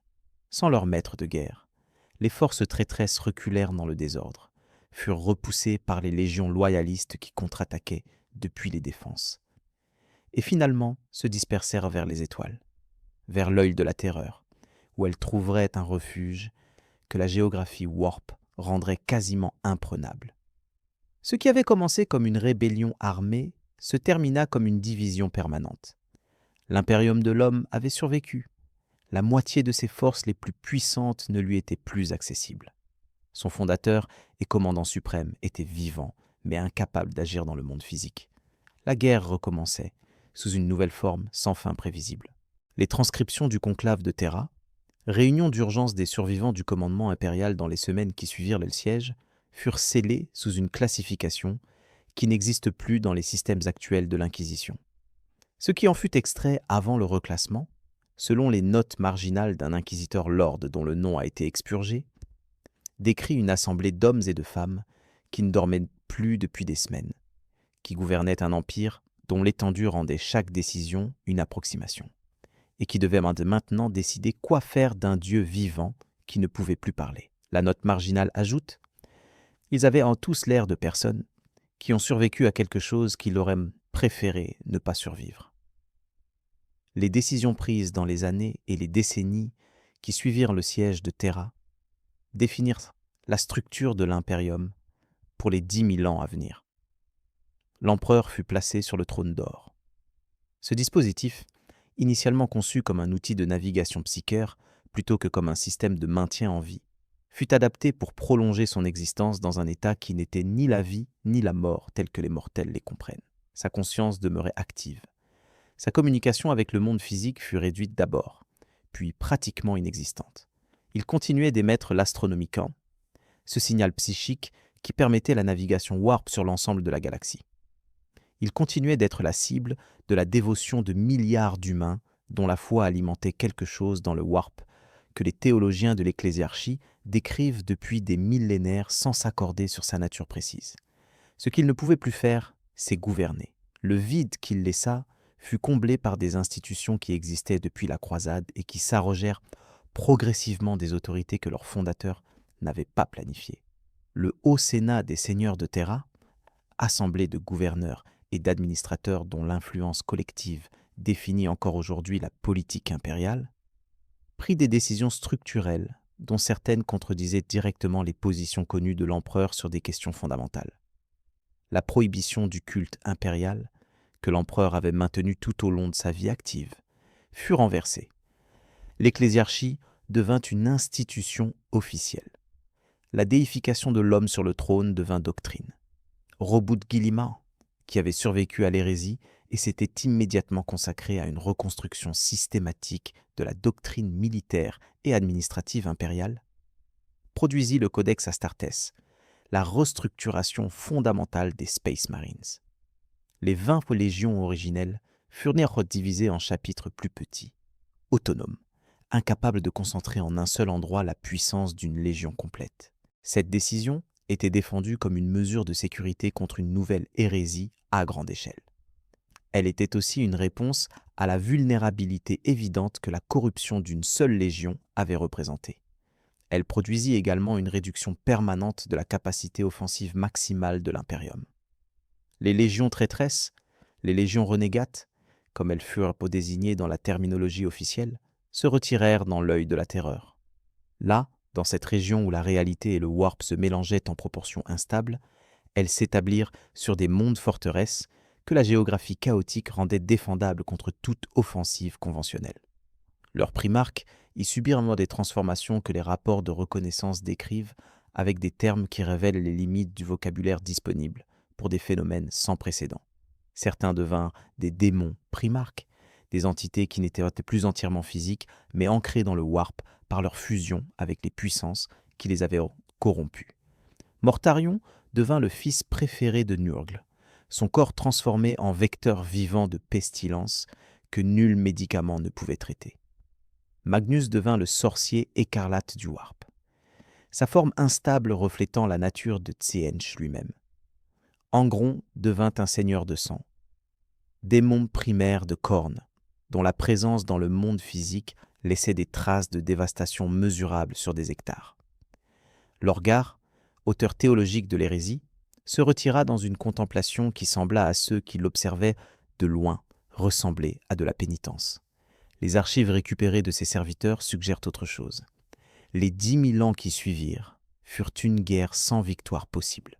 Le registre des croisades noires de l'Inquisition, document de consultation restreinte, copié à la main par des scribes dont les yeux sont couverts pendant la transcription pour éviter toute mémorisation non autorisée. Liste 13 opérations majeures conduites depuis l'œil de la terreur par le maître du chaos Abaddon le profanateur sur une période de 10 000 ans. La 13e n'est pas clôturée, son statut est enregistré sous la rubrique « En cours ». La rubrique « Résolution estimée » est vide.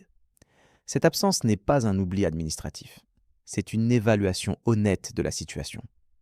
L'impérium du 41e millénaire ne ressemble pas à celui que Robut Guilliman construisit après l'hérésie.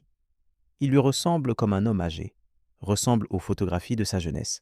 Les structures fondamentales sont reconnaissables, les proportions ont changé. Quelque chose dans les yeux n'est plus là. Les 10 000 ans entre la fin de l'hérésie d'Horus et l'ère où se déroulent les événements les plus récents documentés ne constituaient pas une période de paix troublée par des conflits occasionnels. Ils constituent une guerre continue, multifront, multigenre, sans période de répit suffisante pour qu'on puisse appeler paix, l'accalmie relative qui séparait parfois deux offensives majeures. Sur le front occidental, l'œil de la terreur, les légions renégates et leurs alliés démoniaques conduisirent régulièrement des raids, des incursions et des offensives à grande échelle contre les mondes de la bordure de Cadia. Abaddon le profanateur, successeur de Horus dont l'ascension dans la hiérarchie du chaos prit plusieurs siècles mais déboucha sur une position de commandement plus durable qu'aucune autre figure renégate, conduisit 12 croisades noires depuis l'œil avant la 13e. Certaines de ces croisades furent repoussées avec des pertes relativement contenues. D'autres laissèrent des cicatrices dans les secteurs concernés qui ne s'étaient pas refermés 1000 ans plus tard. Pendant ce temps, d'autres menaces se développaient, sans relation directe avec les légions renégates. Les invasions tyrannides représentèrent la première confrontation de l'Imperium avec une forme d'existence radicalement différente de tout ce qui figurait dans ses archives. Les flottes ruches, entités de biomasse vivante d'une envergure dépassant certaines flottes militaires en tonnage pur, arrivèrent depuis au-delà du bord galactique dans ce que les chronologies datent approximativement du début du 41e millénaire. Leur biologie, reconstituée depuis des milliers d'autopsies sur des créatures capturées ou neutralisées, révèle une intelligence collective décentralisée, la psyché collective, qui opère comme un cerveau d'une envergure galactique coordonnant des trillions d'organismes individuels sans communication électronique ni signal warp. Cette absence de présence warp fut, initialement, le facteur qui rendit les tyrannides si difficiles à détecter. L'astronomican et les systèmes de détection psychique standards opèrent dans la dimension spirituelle. Les tyrannides n'y existent pas. Ils ne laissent pas d'empreinte psychique. Ils arrivent en silence. Et ce silence est la première chose que les populations des mondes cibles remarquent. Non pas une présence hostile, mais une absence croissante de tout ce qui remplissait normalement le fond sonore du warp local. Les nécrons commencèrent à se réveiller. Sur des centaines de mondes, les protocoles automatiques qui avaient été programmés des millions d'années auparavant commencèrent à s'activer, ouvrant les cryptes planétaires et libérant des légions de guerriers de nécrodermis vers des surfaces que des civilisations entières avaient construites, sans savoir qu'elles se trouvaient au-dessus de leurs propriétaires légitimes dormants. Ces réveils n'étaient pas coordonnés à l'échelle galactique. Les dynasties nécrons avaient leurs propres agendas et leur propre hiérarchie qui ne s'accordaient pas facilement. Mais leur accumulation progressive représentait une pression supplémentaire sur un impérium qui n'avait pas de front de réserve. Les Tau, race jeune et expansionniste développée dans les bras extérieurs de la galaxie, représentaient une menace différente en nature. Biologiquement faibles comparés aux autres races majeures, ils compensaient par une technologie qui approchait et parfois dépassait celle de l'impérium, dans certains domaines spécifiques, et par une cohérence idéologique, le Tauva, la voie du bien commun, qui leur permettait une coordination interraciale impossible à obtenir par les méthodes impériales. Leurs 7 sphères d'expansion empiétaient progressivement sur des territoires impériaux que l'administratum n'avait pas les ressources de défendre simultanément sur tous les fronts. Sur chaque front, l'impérium recula, tint, contre-attaqua, recula de nouveau. Ces pertes en population, en monde, en ressources, sur 10 000 ans, atteignirent des niveaux que les analystes de l'administratum refusent de publier non pas par dissimulation stratégique, mais par conviction sincère que ces chiffres démoralisent sans proportionnellement informer. La réponse institutionnelle à cette accumulation de pertes fut la même qu'elle avait été depuis la fin de l'hérésie. Persévérer, purger les hérésies internes qui affaiblissaient la cohérence structurelle et maintenir l'astronomicane allumée à n'importe quel prix humain. Le prix était payé par les psychères que la garde noire collectait sur chaque monde pour les emmener à Terra et les offrir au trône d'or, par les régiments de la garde impériale déployés sur des fronts dont ils ne reviendraient pas, par les populations civiles des mondes de bordure qui comprenaient, dans les dernières heures de leur existence, que l'impérium les avait catalogués comme des ressources défendables dans la limite du possible. 10 000 ans de cette logique produisirent un empire qui avait survécu à tout et qui ressemblait exactement à ce que la survie à n'importe quel prix produit. Le dernier message du gouverneur Primus Porel de Cadia fut transmis sur toutes les fréquences disponibles pendant 32 secondes, avant que la station relais principale ne cessât d'exister. Les archives de l'Inquisition en conservent une copie intégrale dans un dossier dont le titre officiel porte la mention « pour documentation uniquement ». Aucune valeur opérationnelle résiduelle. Cette désignation est exacte. Il n'y avait plus rien à faire opérationnellement quand le message fut transmis. Sa valeur est d'une autre nature. Elle documente le son qu'un monde fait au moment précis où il comprend qu'il n'existe plus. Le gouverneur Porel dit « Nous n'avons pas tenu 13 croisades noires ». Abaddon le profanateur avait mené les 12 premières contre le bouchier de Cadia, le système fortifié qui gardait le défilé de Cadia, seul accès praticable depuis l'œil de la terreur vers les espaces impériaux denses. 12 fois, l'impérium avait tenu. La 13e fois, il fit autre chose. Il utilisa Cadia comme arme. La destruction finale de Cadia résulta non pas d'un assaut frontal que les défenses auraient pu absorber, mais de la collision d'une forteresse orbitale. Le vaisseau-monde d'Abaddon, une masse de millions de tonnes propulsée volontairement sur la surface planétaire, après que les défenses eurent détruit ses moteurs, avec la croûte planétaire. L'impact libéra des énergies dont les modèles géophysiques indiquent qu'elles dépassèrent la résistance structurelle de la planète. Cadia se brisa. Avec Cadia, les pylônes, ces structures nécrontières anciennes qui parcouraient la croûte de la planète et stabilisaient la frontière entre l'espace réel et le warp dans la région du défilé, cessèrent de fonctionner. La barrière qu'ils maintenaient, imperceptible jusqu'à son effondrement, se dissout, et le warp, qui s'était accumulé derrière cette barrière pendant des millénaires, se déversa. La grande faille, la cicatrix maledictum dans la nomenclature ecclésiastique, la blessure du ciel, dans les langages vernaculaires de milliers de mondes qui eurent le temps de la nommer avant que leur communication cesse, divisa la galaxie sur une longueur de dizaines de milliers d'années-lumière. Une brèche permanente dans le tissu de la réalité. Suffisamment large pour que des flottes entières s'y perdent. Suffisamment profonde pour que les puissances du chaos y exercent directement leur influence sur l'espace réel. La galaxie fut scindée, l'Imperium Sanctus, la moitié accessible à l'Astronomicon, sur un côté, l'Imperium Nihilus, la moitié coupée du signal de navigation de Terra, plongée dans une obscurité relative que les navigateurs ne pouvaient traverser qu'à grand risque, de l'autre. Des milliers de mondes impériaux se retrouvèrent du mauvais côté de la faille, inaccessibles, ignorants de ce qui se passait ailleurs, livrés à leurs propres ressources dans un environnement warp encore plus instable qu'auparavant. L'événement qui précéda et amplifia la catastrophe fut la naissance d'Inéad, le dieu Aeldari de la mort, entité psychique dont l'émergence depuis le warp fut précipitée par un acte rituel, conduisant par les derniers représentants de la tradition mystique Aeldari. Inéad émergea à un coût considérable, la mort d'une fraction significative des Aeldari survivants. Mais son émergence produisit une onde psychique à travers le warp qui ressembla, à certains égards, à un contre-coup à la naissance de Slaanesh.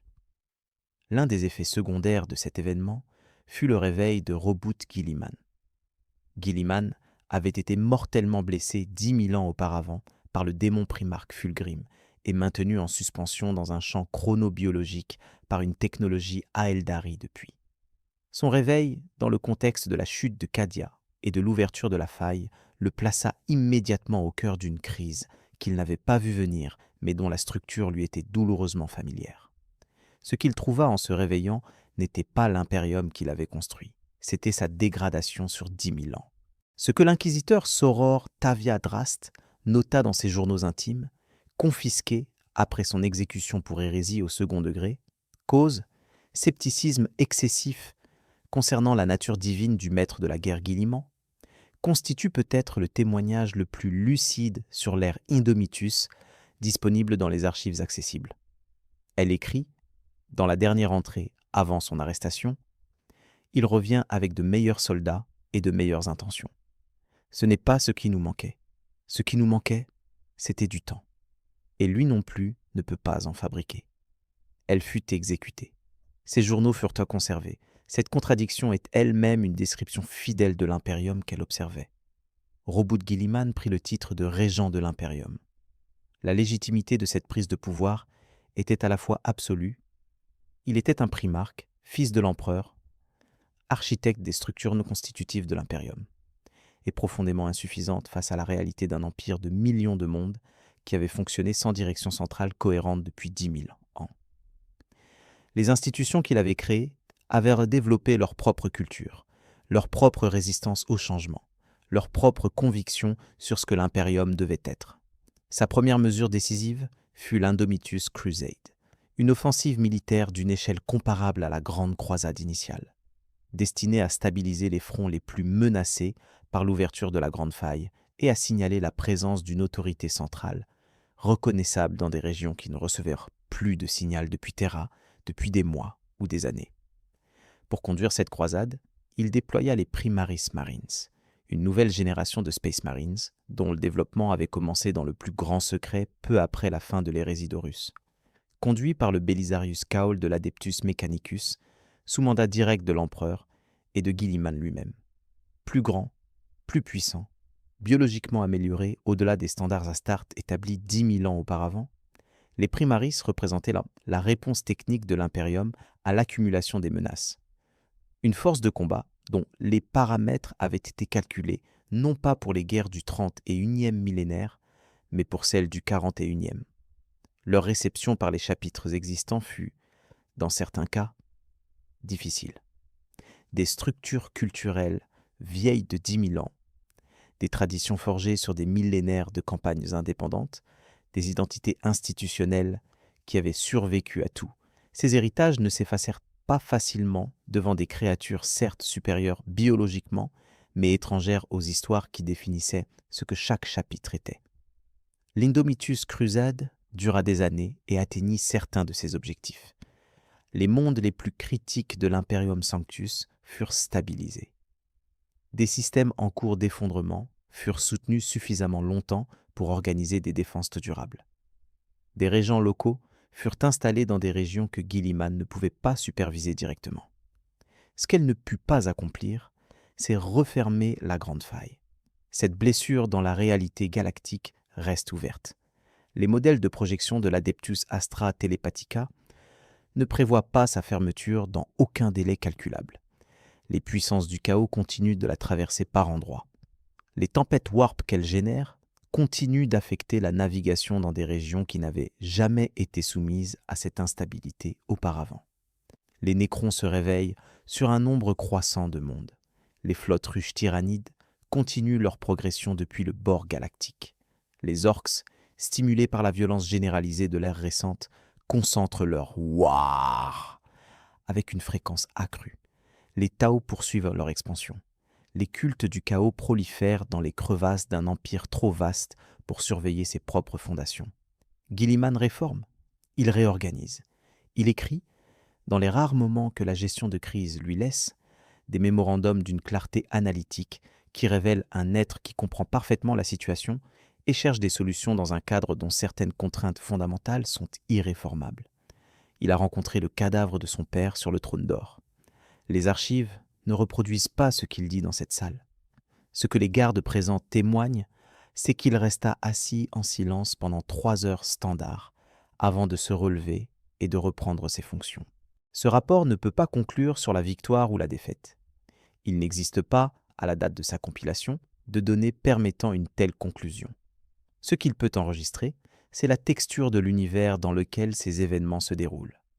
Un univers où la survie est une réussite absolue, où chaque génération reçoit en héritage des guerres qu'elle n'a pas commencées, et où l'espoir, s'il subsiste, ressemble moins à une lumière qu'à une habitude obstinée de continuer à regarder vers l'endroit où la lumière se trouvait. L'Astronomicon brûle encore. Des psycheurs meurent chaque heure pour qu'il brûle. Ce dossier est désormais scellé. Ce qui vient après n'a pas encore été documenté. Ce qui vient après est en cours. Il n'y a que la guerre.